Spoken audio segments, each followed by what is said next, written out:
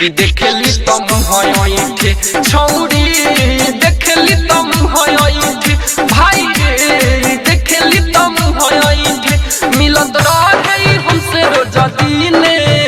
Phone करी तया बनहि चिन्ह कि देखली तुम होइठे भाई रे देखली तुम होइठे छौरी देखली तुम होइठे देखली तुम होइठे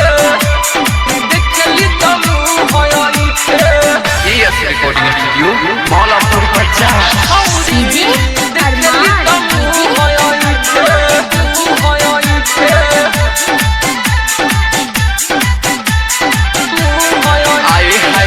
जन पादानो एक मनले रही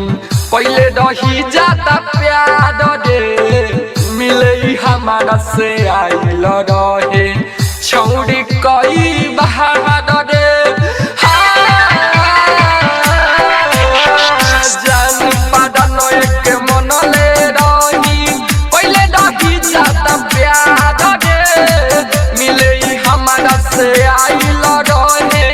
छौड़ी कई बार रे अपन कहि के अपन न भइले रहिए करेला इज्जत गमइले कि देखली तुम होइठे भाई रे देखली तुम होइठे छौड़ी देखली तुम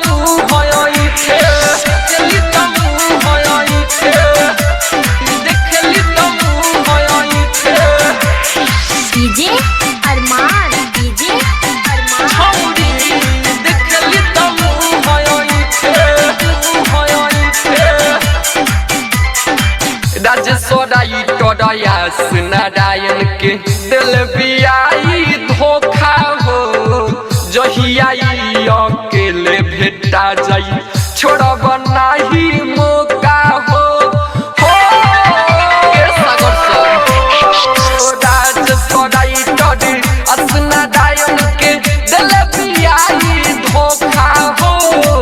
जहियाई अकेले भेटा जाई छोड़ब नाही मौका हो दीपलाल राजकुमार ठीक ना भइल रमेश रूपेश के हीरोगिरी गई देखली तई मुहइठे छौरी देखली तई मुहइठे भाई रे देखली तई मुहइठे दादा यस रिकॉर्डिंग स्टूडियो मौलापुर बाजार।